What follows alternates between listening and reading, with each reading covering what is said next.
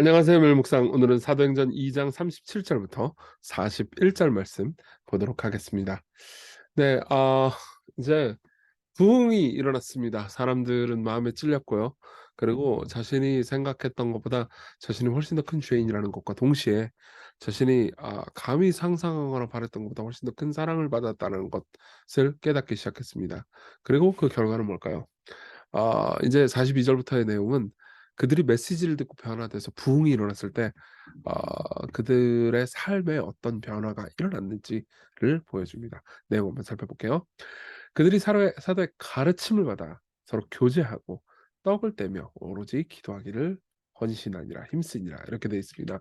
여기 보면요, 가르침을 받아 교제하고 떡을 떼며 기도했다 이렇게 이야기를 나와 있어요. 이거는 당시에 표준적인 주일 예배의 모습이었을 겁니다. 그러니까 시광교회가 주일 예배 때 항상 가르침과 예배가 있죠. 그죠? 이건 가르침과 여기 기도하기를 힘쓰다. 요 부분일 겁니다. 그리고 교제가 있습니다. 우리 소그룹 나눔이 있죠. 그리고 떡을 뗍니다. 식사를 같이 합니다. 이 떡을 떼면은 식사를 의미하기도 하고 또 성찬을 의미하기도 하죠. 예.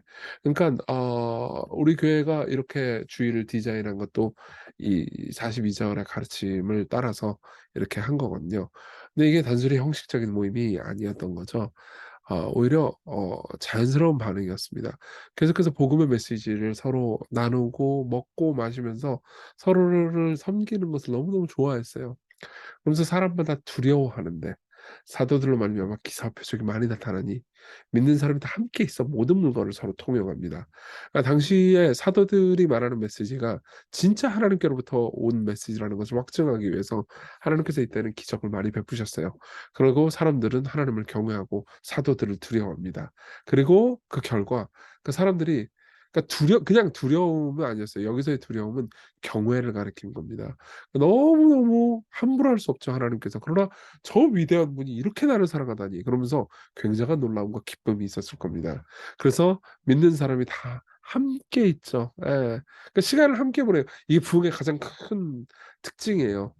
제가 시간교회를 목회하면서 그러니까 '와 이건 하나님께서 은혜를 주시는 시기가 있는 것 같다. 그러니까 엄청난 부흥이다.'라고 말할 수는 없지만 이 시기는 특별한 은혜의 시기다라고 할 때마다 성도들의 삶을 보면 계속해서 복음을 나누려고 하더라고요. 그냥 뭐 집에도 안 가고 "야 우리 라면 시켜 먹자." 뭐 그냥 먹으면서 계속 이야기하고 통용하고 서로를 섬기고 나누고 그렇게 되는 거죠. 근데 이때 당시 그 기쁨이 엄청났던 것 같습니다. 그래서 재산과 소유를 팔아 각 사람의 필요를 따라 나눠 주고 날마다 마음을 또 함께 해요. 성전에 모이기를 힘쓰고 집에서 떡을 떼며 기쁨과 순전한 마음으로 음식을 먹었다고 말합니다. 여기 보면 힘쓰고라는 단어가 있잖아요. 그리고 앞에도 42 절에도 힘쓰니라라는 단어가 있죠. 그러니까 둘 다 뭘 의미하냐면 헌신하다라는 의미예요. 그러니까 자신을 성도들과 사랑하는 교회와 그리고 삶의 공동체의 삶을 살아가는데 마음을 들인 거 참 재밌는 거예요. 예수께서 이 부흥을 일으키시잖아요. 그러면 개인이 행복해지는 게 아니고 개인이 공동체와 함께 행복해집니다. 이게 되게 중요한 부분입니다. 예수께서 십자가에 못 박혀 죽으심으로써 우리에게 주신 선물은 교회였어요. 우리는 교회가 우리를 때로 속상하게 하고 교회 때문에 슬프기도 하고 교회 때문에 힘들기도 하기 때문에 교회를 안 좋게 여기는 경향도 있습니다. 그렇지만 여러분 보세요. 그분이 우리에게 교회를 선물로 주시기 위해서 그분은 죽으셨어야 했어요. 교회는 하나님께서 아들을 죽이심으로써 우리에게 주신 선물입니다. 때로는 우리가 죄인이기 때문에 고통스러울 때가 있죠. 그렇지만 예수께서는 우리에게 교회를 주실 때 교회가 지금 이렇게 서로를 고통스럽게 하고 때로는 실망하게 하는 조직이라는 것을 모르지 않으셨어요. 아심에도 불구하고 주께서는 교회를 사랑하셨죠. 예. 그래서 서로 사랑하면서 함께 있도록 하셨고 그리고 복음의 능력과 영광이 충만하잖아요. 그럼 교회가 항상 서로를 사랑하면서 하나 될 수 있도록 해 주셨죠. 그러니까 우리가 정말 부흥이 필요하다는 것 여러분들이 이해할 수 있을 겁니다. 부흥을 위해서 여러분 특별히 기도해 주십시오. 그래서 하나님을 찬양하고 그러니까 매일 기도하는 거예요. 찬양하고 또 온 백성에게 칭송을 받습니다. 그러니까 서로를 사랑하니까요. 주께서 구원받는 사람을 날마다 더하게 하셨습니다. 네, 여기까지 내용 봤고요. 우리 적용해 볼까요? 첫 번째로는 부흥의 결과 공동체입니다. 성령께서 차별 없이 부어지고 큰 은혜가 있는 결과는요 공동체의 형성이었습니다. 예. 아까도 얘기했지만은 부흥이 개개인에게만 영향을 미치는 것이라고 생각하지만 부흥의 결과는 늘 공동체를 향한 사랑으로 이어졌죠. 보세요. 메시지는 뭐죠? 차별 없이 노인이나 어린이나 남자나 여자나 종이나 뭐 차별 없이 모두가 하나님의 조건 없는 사랑을 받았습니다. 그럼 어떻게 돼요? 모두는 서로의 가치를 서로의 외모에 두지도 않고요. 서로의 성취에 두지도 않고 서로의 신분에 두지도 않고 피부색이나 아니면 뭐 신분 뭐 이런 거 남자냐 성별을 두지도 않았어요. 예. 서로를 보면서 하나님의 형상인 동시에 하나님의 거룩한 자녀로 바라보기 시작했습니다. 그 모두가 존귀한 존재로처럼 생각을 하게 된 거예요. 그러니까 뭐예요? 그때 당시 남자와 여자가 동등해 상상할 수 없었죠. 평민과 귀족이 같은 가족이야 상상할 수 없었습니다. 그러나 그들은 복음 안에서 새로운 가족을 얻게 됐고요. 이제 그들은 희생을 희생으로 여기지 않게 됐습니다. 자기 것을 좋아했죠. 내놨죠. 근데 재밌는 게 뭐예요? 사람들이 희생하기 시작하니까 다 희생하니까 어떻게 돼요? 천국이 됐어요. 여러분 천국의 특징이 뭔지 아십니까? 천국은 다 희생합니다. 지옥은요. 아무도 희생하려고 들지 않아요. 예. 사람들이 나를 위해서 희생하기를 원하긴 하지만은 나는 아무것도 뺏기고 싶지 않아요. 그러니까 지옥에서 제일 많이 하는 말은 "내가 손해 봤어." 일 겁니다. 예. 그러니까 손해 보기를 싫어하는 사람들만 모이잖아요. 그러면 그게 지옥이죠. 그쵸? 근데 천국은 어떻겠습니까? 천국은 기꺼이 서로를 위해서 자기를 다 내주려고 합니다. 아무도 희생하는 데에서 빼지 않습니다. 아무도 서로를 그러니까 자기만을 위해서 살지 않아요. 그러니까 어떻게 돼요? 천국이 된 겁니다. 지금 초대교회 때 일어났던 일이 이거예요. 사도행전에 보면요. 바울이 이런 말을 합니다. 범사에 여러분들에게 모범을 보여준 것 같이 수고하여 약한 사람을 돕고 주 예수께서 친히 말씀하신 바 "주는 것이 받는 것보다 복이 있다 하심을 기억해라." 이렇게 얘기합니다. 그래서 복이 있다는 말은 행복하다는 의미예요. 여러분 줄 때 행복해집니다. 우리 모두가 서로를 위해서 준다고 해 봅시다. 얼마나 행복하겠습니까? 그쵸? 성령 하나님께서 시간교회에 은혜를 주셔서 이러한 행복이 시간교회에 가득했으면 좋겠습니다. 예. 두 번째로 우리 구주를 생각해 봅시다. 이런 천국을 예수님은 버리고 오셨습니다. 네. 그분은 하늘에서 모두가 서로를 섬기는 모습만 봤을 거예요. 약육강식 같은 건 그 천국에 없습니다. 삼위 하나님도 성부와 성자와 성령이 서로를 위해서 자신을 내어 주시는 관계였습니다. 이게 예수님께서는 너무 당연한 거였어요. 그런데 성육신을 했습니다. 크리스마스가 시작됐죠. 크리스마스가 지금이야 우리한테는 좋지만 예수님 입장에서는 엄청난 고통이었을 겁니다. 저는 최근에 빅터 프랭클이라는 사람이 쓴 죽음의 수용소에서라는 책을 다시 읽고 있거든요. 옛날에 한번 읽다가 이제 좀 이거 재밌겠다 싶어 다시 읽고 있는데 이거 보면 제가 눈물을 흘릴 때가 많았어요. 왜냐하면 이분이 정신과 의사예요. 근데 이제 나치의 수용소에 끌려가요. 그리고 거기서 이제 살아남습니다. 그리고 나중에 이제 죽음의 수용소에서라는 책을 쓰는데 거기 보면 수용소의 그 모습을 비참하게 그립니다. 그러니까 너무 극한까지 치달아가니깐 서로가 서로를 막 경쟁하는 거예요. 그러면서 이렇게 얘기합니다.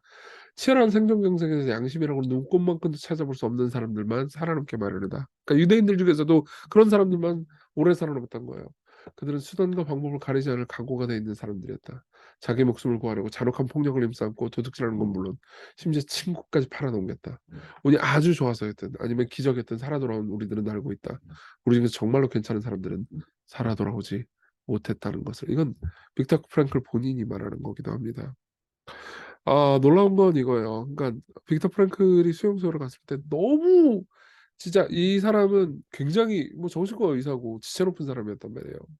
그러니까 이런 환경에 가니까 뭐 견디지 못하고 힘들어하고 고통스러워합니다. 저는 이 부분을 보면서 그러니까 우리 구주께서 얼마나 고통스러웠을지를 생각합니다. 예. 하늘의 보좌에서 이 땅에 오셨는 건 얼마나 고통스러운 일이었을까요? 이거는 한 인간이 감옥에 가거나 수용소에 가는 것보다도 훨씬 더 비참한 상황으로 들어오신 것이었을 겁니다. 예. 아버지의 사랑 안에서 성령 하나님의 교통하심 안에서 행복했던 그분이 이 땅에 오셔서 가혹한 환경, 서로 미워하는 인간, 경쟁하는 인간, 약자들을 고통스럽게 하는 인간을 보셨죠. 그리고 그들을 위해서 죽으셨습니다. 예수 그리스도께서 그들을 위해서 자신을 헌신하셨습니다. 그 결과는요. 서로를 위해서 헌신하는 공동체의 탄생인 거죠. 그게 교회입니다. 여러분 시간교회가 그런 교회가 되도록 기도하십시다. 우리 같이 기도해요. 공동체를 사랑하는 마음과 복음의 은혜를 주는 부흥을 달라고. 교회가 좋아지면 결국 여러분들이 좋아집니다. 당연하지 않겠어요? 그렇죠? 예수님이 주신 가족을 소중히 여기는 마음을 주시고 또 공동체를 그토록 자신의 모든 것을 내어줄 정도로 사랑하셨다는 것을 생각하고 공동체를 더 살아갈 수 있게 해달라고 같이 기도합시다.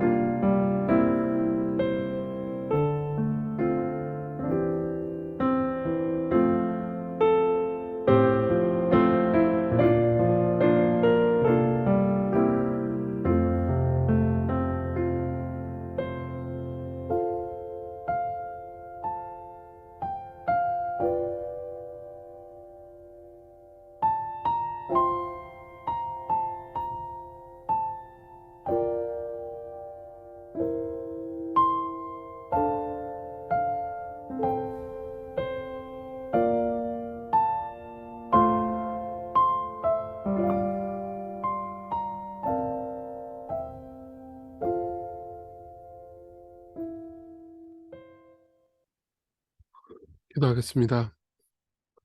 은혜로우신 주님, 우리에게 부흥을 주십시오. 우리 각 개인의 심령의 부흥을 주십시오. 복음이 그 어느 때보다도 더 생생하게 마음에 느껴지게 해주십시오. 복음의 메시지가 우리가 가장 깊이 사랑하고 기뻐할 만한 메시지가 되게 해주십시오. 예수님 이름으로 기도했습니다. 아멘. 네, 오늘 은혜로운 하루 되셨으면 좋겠습니다.